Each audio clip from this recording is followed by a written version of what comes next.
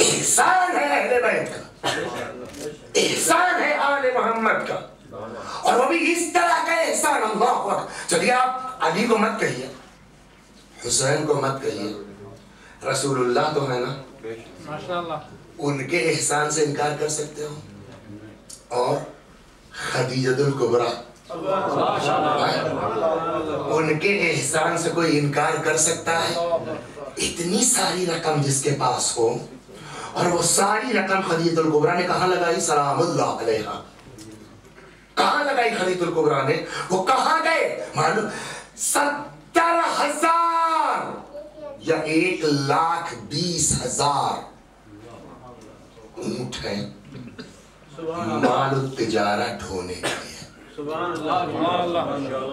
بڑے بڑے گھرانے والے جناب خدیجہ کے یہاں کمیشن پر جو ہے وہ تجارت کر رہے ہیں، ہے نا؟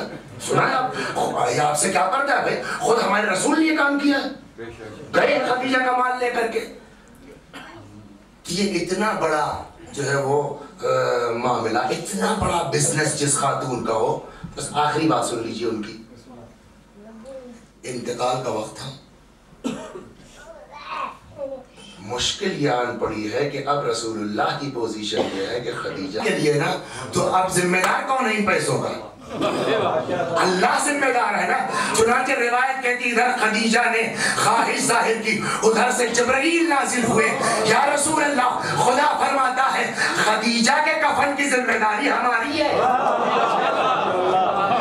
بڑے سے بڑا آدمی مرتا ہے، بڑے سے بڑا آدمی اس دنیا سے جاتا ہے، ایک کفن. حتی رسول اللہ کو ایک کفن، امام حسن کو ایک کفن، حضرت سید الشہداء سلام اللہ علیہ کو تو کفن کی بات ہی نہیں ہو سکتی. اگر کسی کو 2 کفن ملا ہے تو اس کا نام ہے خدیجہ. ایک وہ پیراہن جو خود وصیت کی تھی، اور دوسرا وہ جو جبرائیل امین لے کر کے آئے. آپ غور فرما رہے ہیں؟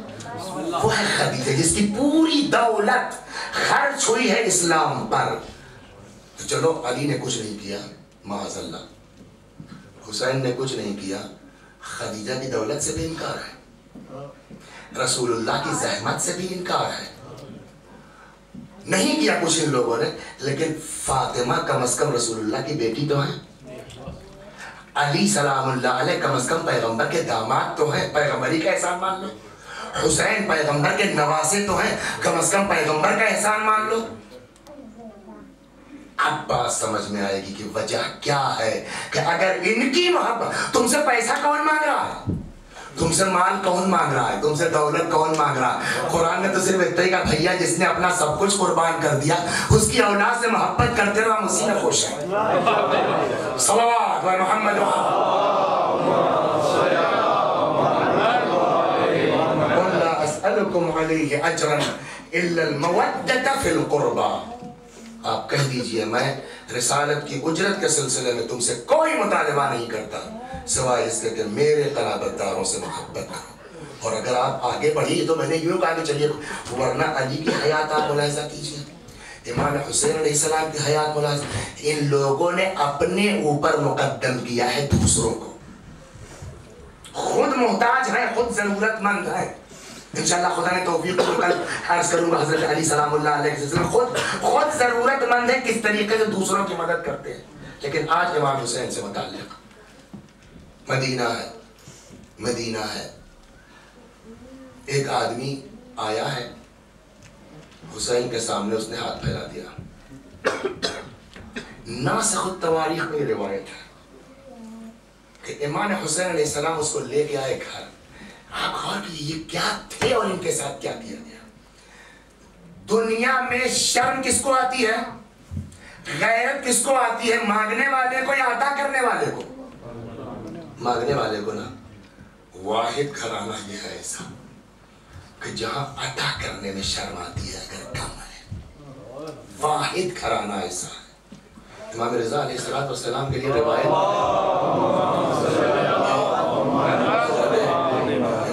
السلام تشریف فرماتے، کچھ اصحاب تھے، ایک آدمی اندر آ گیا، سلام علیکم. وعلیکم السلام. کہو بھائی. کہنے صاحب میں خراسان کا رہنے والا ہوں، گیا تھا حج کے اوپر، میرا پیسہ غائب ہو گیا.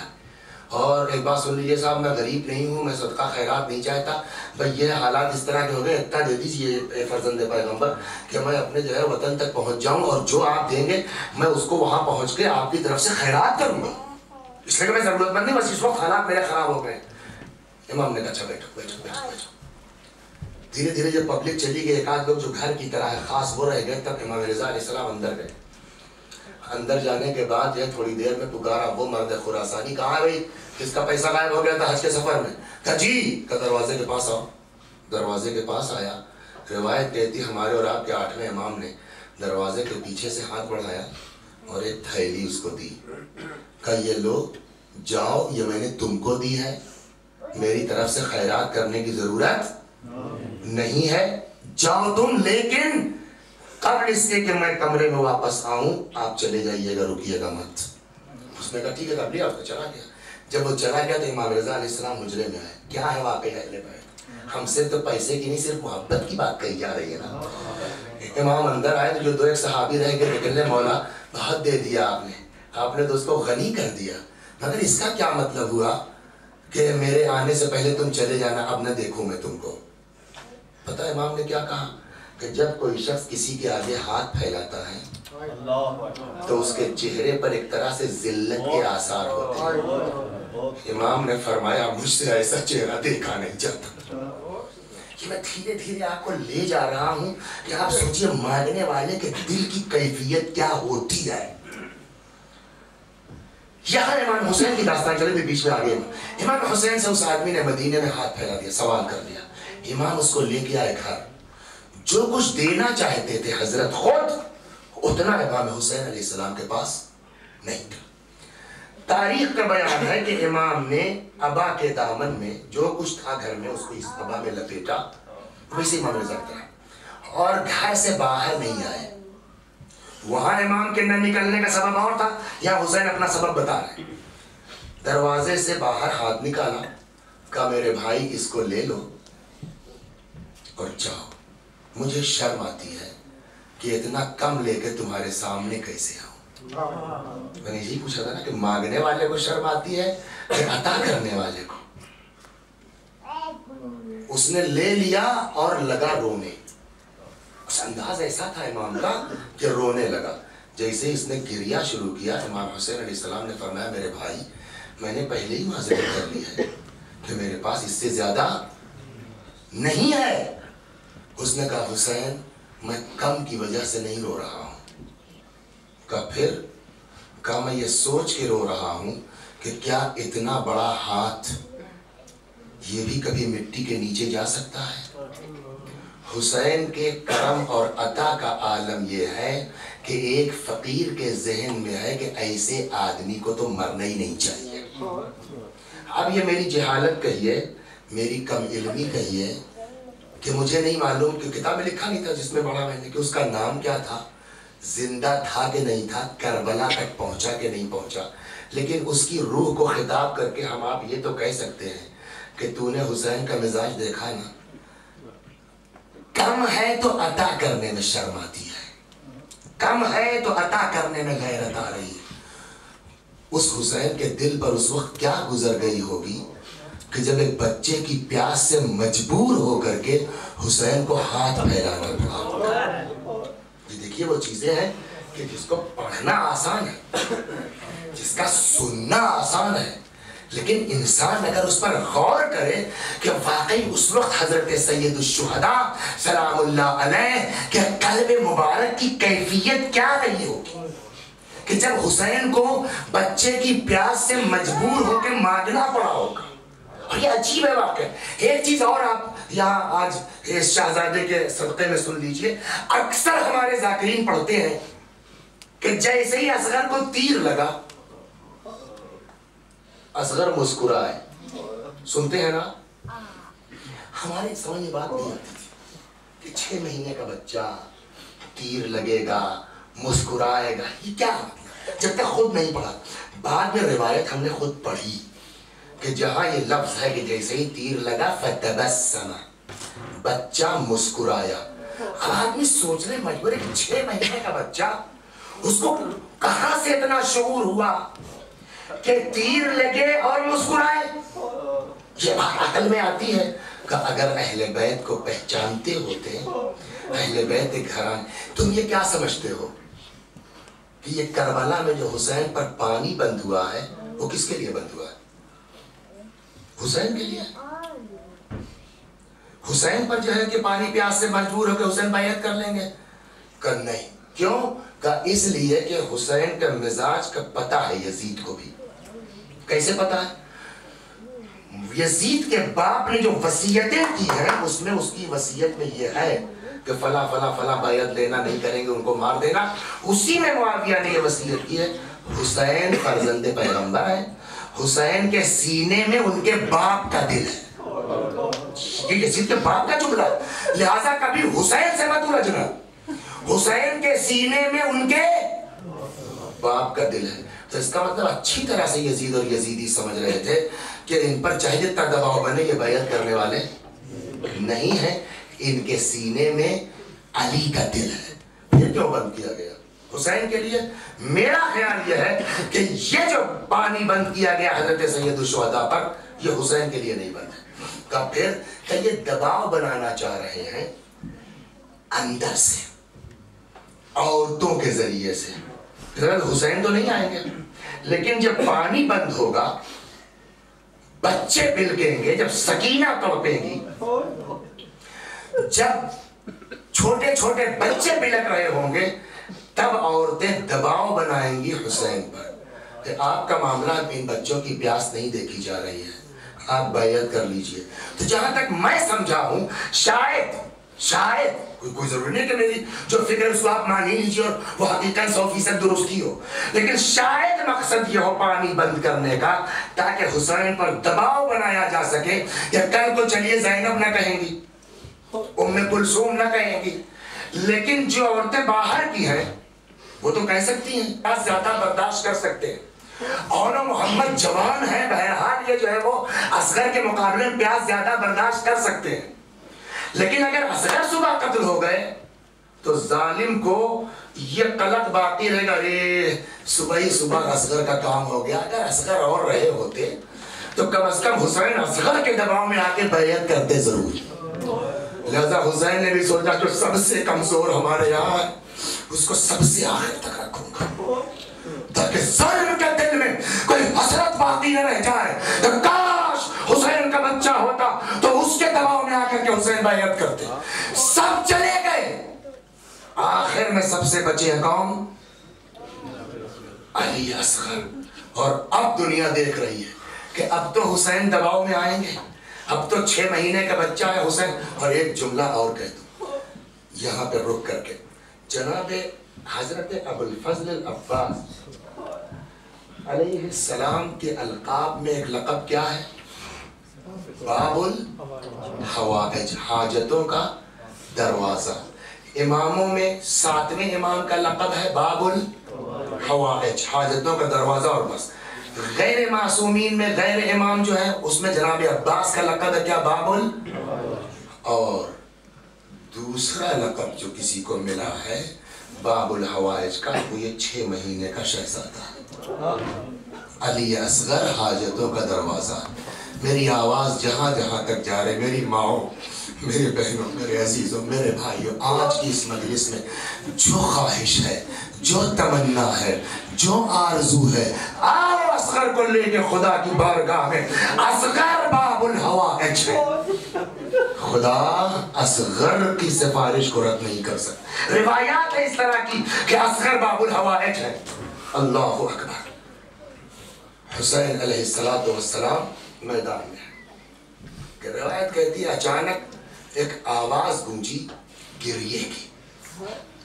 امام پلٹ آئے، دھیرے دھیرے اطمینان سے چلیے آپ۔ امام پلٹ آئے، میں نے پڑھا تو نہیں کہ بعض بزرگوں نے فرمایا کہ آتے ہی فرمایا یا اختی زینب ما لکن انا حسینکن حی وانتم تبکین۔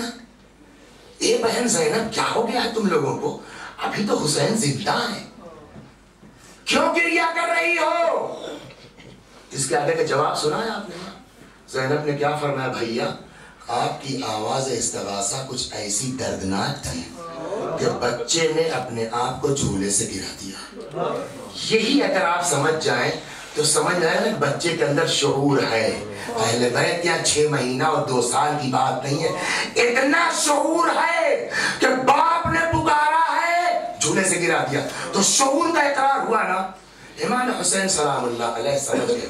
اور شعور تو آج تو 6 مہینے کی بات ہے, شعور تو پہلے دن سے ہے. یہ قافلہ کب چلا ہے ایک حساب کر لیجیے آپ. یہ قافلہ کب چلا ہے 28 رجب کو. کربلا میں اصغر کی عمر کیا تھی 6 ماہ. شعبان رمضان شوال ذیقعد ذوالحج محرم 6 مہینہ ہے. تو اس کا مطلب یہ ہوا کہ اصغر کی پیدائش کب ہوئی ہے رجب میں. بعض روایتوں میں 24 رجب ملتا بھی ہے. اگر ہم 24 رجب کی روایت کو مان لیں اس شہزادے کی ولادت کو, اور 28 رجب کو یہ قافلہ چلا ہے, تو جس دن یہ کربلا کے لیے چلے اس دن کتنے دن کے تھے 4 دن کے. یہ وہ شہید ہے کہ جس کی ساری زندگی سفر میں کٹ گئی, جس کی ساری زندگی سفر میں کٹ گئی. اور اس 4 دن کا شعور, اس 4 دن کی عمر کا شعور سنا ہے نا آپ نے کہ جب حسین کی بیٹی نے کہا ٹھیک ہے آپ لوگ جائیے, میرے بھیا کو مجھ کو دے دیجیے, میں اس کے ساتھ رہ لوں گی. اور 4 دن کا بچہ, سب کوشش کر رہے ہیں کہ لے لیں لے لیں, اور کسی کی آغوش میں نہیں جا رہے. آخرش بزرگوں کا کہنا ہے کہ حسین آئے اور 4 دن کے بچے کے کان میں کچھ کہا. ہمک کے باپ کی آغوش میں آ گئے. تو جب 4 دن کی عمر میں اتنا شعور ہو سکتا ہے تو 6 مہینہ جاتے جاتے شعور کہاں پہنچا ہوگا. آپ غور کر رہے ہیں نا. حسین زینب یا اختی زینب ما لکن انا حسینکن حی وانتم تبکین, ابھی تمہارا بھائی زندہ ہے, کیوں گریہ کر رہی ہو؟ فرمایا میرے بھائی اللہ باب الحوائج اصغر کے دوپہر میں ہر ماں کی گود کو آباد رکھ, ہر ماں باپ کو اولاد کے داغ سے محفوظ رکھ یا اللہ. اس ششماہے کے صدقے میں اور ششماہے کے دوپہر میں حسین نے کہا زینب میرے بھائی میرے بچے کو مجھے دے دو, میں مقصد سمجھ گیا. پیاس کی شدت کا عالم جو ہے, روایات آپ سنیں گے کیا ہے. بعض روایتیں کہتی ہیں کہ ام کلثوم علیہ السلام آ گئی اور انہوں نے کہا بھیا ذرا لے جاؤ اس کو, دشمنوں کے سامنے پیش کرو, شاید کسی کو ترس آ جائے, شاید کسی کو رحم آ جائے تو اس بچے کو پانی پلا دے. جو روایت کا جملہ ہے وہ میں نقل کرتا ہوں. آپ نے دیکھا ہے کبھی مچھلی کو جب پانی سے نکالی ہے تو مچھلی کیا کرتی ہے, پیاس سے پانی سے نکل آتی, بار بار منہ کھولتی اور بند کرتی ہے. یا آپ نے پرندے کے بچے کو دیکھا ہے گرمی کے زمانے میں جو اپنے گھونسلے سے گر پڑتا اور پیاسا ہوتا ہے تو چونچ 5 بار کھولتا اور بند کرتا ہے. بی بی ام کلثوم کا یہی فطرہ ہے. فرمایا میرے بھائی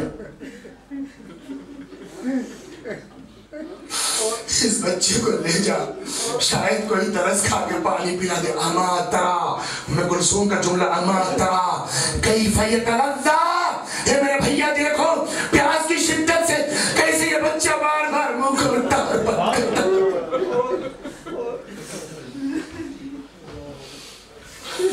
اجرکم علی اللہ, اجرکم علی اللہ. حسین نے بچے کو آغوش میں لیا, ابا کا سایہ کیا, لے کے میدان کی طرف آئے. دشمنوں کا کہنا ہے کہ ہم یہ سمجھے کہ حسین قرآن لے کے آ رہے ہیں اور ہمارے اپنے بیچ قرآن سے فیصلہ کریں گے, کہ اتنے میں حسین نے ابا کا دامن ہٹایا. اور اب آپ وہ پچھلی تاریخ یاد کر لیجیے کہ حسین نے ابا کے دامن میں سامان سمیٹ کے دروازے کے پیچھے سے ہاتھ بڑھا کے کہا بھائی لو مجھے شرم آتی ہے, اتنا کم لے کے کیسے آؤں. جس کو عطا کرنے میں شرم آ رہی ہو اس کے دل سے پوچھو کہ اس نے کربلا کے میدان میں کتنا مجبور ہوا ہوگا میرا مولا بچے کی پیاس سے کہ جو سوال کیا علم ترا. لیکن اس میں بھی اچھا جملہ ہے حسین کا, اپنی عزت نفس کو محفوظ رکھتے ہوئے جنہیں کا پانی دے دو. فرمایا لم ترحمونی فرحموا هذا الطفل, اگر مجھ پر رحم نہیں کر سکتے ہو اس بچے پر رحم کر دو. पहला फिक्रा ये इन लम तर, अगर मुझ पर रहम, मतलब इसका शायद यही है कि अगर मुझ पर नहीं रहम तुमसे हुसैन रहम की भीख नहीं मांगता, हुसैन को तुम्हारे रहम की जरूरत नहीं है। फरहमू हादत तफल, इस बच्चे पे रहम कर दो, इसकी माँ का दूध खुश्क हो गया। कोई जवाब नहीं आया। कैसे कसीर कल्ब थे, कैसे सख्त दिल थे ये लोग, कोई जवाब नहीं आया। अब उसके बाद जो हुसैन का जुमला, पता नहीं मैं समझा पाऊं कि न समझा पाऊं। आप गौर कीजिए, इमाम अगर कोई बात कहते हैं तो इसका मतलब उसके दिल में है जो कह रहे हैं इमाम। और अगर उन लोगों के दिल में है तो ये कितना बड़ा जुल्म इमाम के साथ। फरमाया अगर सुनो, अगर तुम ये समझ रहे हो कि इस बच्चे के बहाने से मैं पानी पी लूंगा, तो लो बच्चे को जमीन पे रख देता, हाँ अपने हाथ से बच्चे को पानी पिला दो। जमीन ऐसी गर्म थी, कोई जवाब न मिला। तो आपके हुसैन ने फिर बच्चे को उठा दिया। मेरे लाल, मेरे बेटे, तुम हुज्जत खुदा का फर्जंद हो, अपनी हुज्जत इन पर तमाम कर दो। मतलब क्या हुआ अपनी हुज्जत इन पर तमाम कर दो? यानी इनको बताओ कि तुम कितने प्यासे हो। रिवायत कहती है कि सूखी हुई जबान असगर ने पकड़ाए हुए होठों में फिराना शुरू की। देखिए होठ अगर तर है तो जबान को इस तरफ से इस तरफ फिराना आसान है, लेकिन अगर होठ सूख गए हो, पकड़ा गए हो, तो आदमी भी जो है वो इस तरफ से इस तरफ आसानी से जबान नहीं फिरेगी। हुसैन ने कहा बेटा अपनी प्यास इनको दिखला दो। असगर ने सूखी हुई जबान पर पकड़ाए हुए होठों को फिराना शुरू किया। ये ऐसा मंजर था कि रिवायत कहती है कि फौज भी मुंह फेर के उसने रोना शुरू किया। जैसे ही फौज ने रोना शुरू किया, अब उमर साथ डर गया कहीं ये फौज पलट न जाए, लिहाजा उसने आवाज दिया है ना हरमला यक़ता कलाम अल हुसैन। और मुला कहा है हुसैन की बात काट दे, 3 भाल का थी।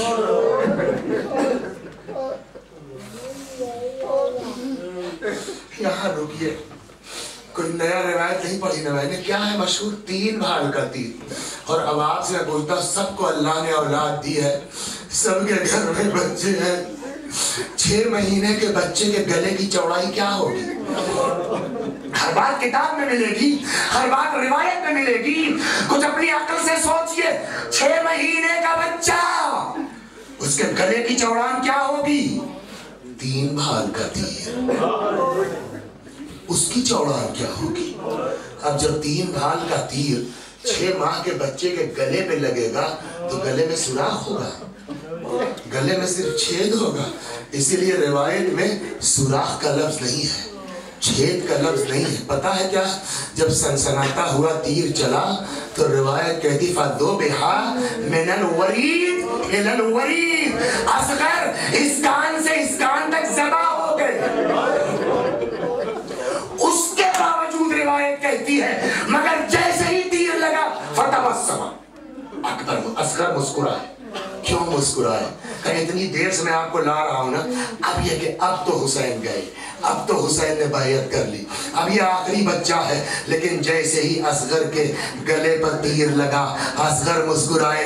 जिसके लिए तुमने पानी बंद किया था, देखो वो चला, और मेरा बाप तुम्हारे सामने, उसने बैयत के मुतालिबे को कबूल नहीं किया। बाप की जीत का तसव्वुर करके जैसे ही तीर लगा है, असगर मुस्कुरा।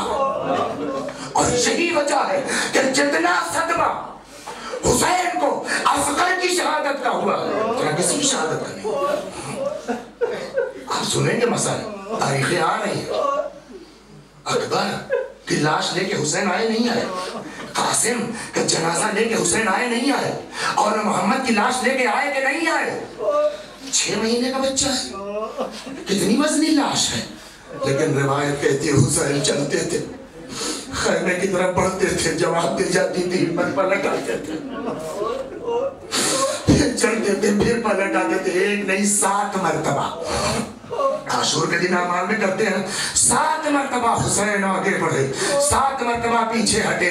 इन्ना लिल्लाह व इन्ना इलैहि राजिऊन, इन्ना लिल्लाह व इन्ना इलैहि राजिऊन। 7 मरतबा आगे बढ़े, 7 मरतबा पीछे हटे। 1 मरतबा जी को कड़ा करके हुसैन ने आवाज दी, रुबाब اپنے بچے کو لے جاؤ. قبل اس کے کہ رباب آتی 4 سال کی بچی آ گئی. بابا بھیا کو سیراب کر لائے. اب حسین کیا بتائیں. حسین نے ابا کا دامن ہٹایا. اتنے میں رباب آ گئی. کہتے جیسے سکتہ ہو گیا ہو, کچھ نہ نکلا زبان سے. بھائی ایک فقرہ فرمایا, بنائی امثلو کا جنہر, اے میرے لال, ارے کیا تجھ جیسے بچوں کو بھی نہر کیا جاتا. حسین اصغر کو لے گیا, دفن کر دیا. میں نے جو ابھی ایک جملہ کا, اسی مجلس تمام ہے, سب سے زیادہ تکلیف حسین کو اصغر کی شہادت کی. کیسے کہ جب آدمی کے دل پر زیادہ مصیبت پڑتی ہے نا, تب وہ اپنوں کو یاد کرتا ہے. اکبر مر گئے, حسین نے آپ کو یاد نہیں کیا. قاسم شہید ہو گئے, حسین نے آپ کو یاد نہیں کیا. اون و محمد کی لاش لے آئے, حسین نے آپ کو یاد نہیں کیا. لیکن اللہ اکبر, اصغر کی شہادت کے بعد حسین نے خود مرثیہ پڑھا ہے. اور بس وہی مولا کا مرثیہ سن لو, اور زحمت تمام خود فرماتے ہیں, شیعتی مہما شربتم ما عذب فاذکرونی, اے میرے شیعو جب ٹھنڈا پانی پینا, شیعتی مہما شربتم ما عذب فاذکرونی, اے میرے شیعو جب ٹھنڈا پانی پینا, میری پیاس کو یاد کر لینا. او سمعتم بغریب او شہید فانتبونی, جب کسی مسافر کے لیے سننا تو میرے اوپر ندبہ کر لینا. اس کے بعد فرماتے ہیں لیتکو, آپ کا نام لے کے کہا ہے حسین نے, فرماتے ہیں لیتکم فی یوم عاشوراء جمیعا تنظرونی, اے میرے شیعو کاش تم لوگ عاشور کے دن ہوتے اور پھر تم دیکھتے کیف استسقی طفلی فابوا ان یرحمونی, کس طریقے سے میں اپنے بچے کے لیے پانی مانگ رہا تھا اور انہوں نے میرے بچے پہ رحم کرنے سے انکار.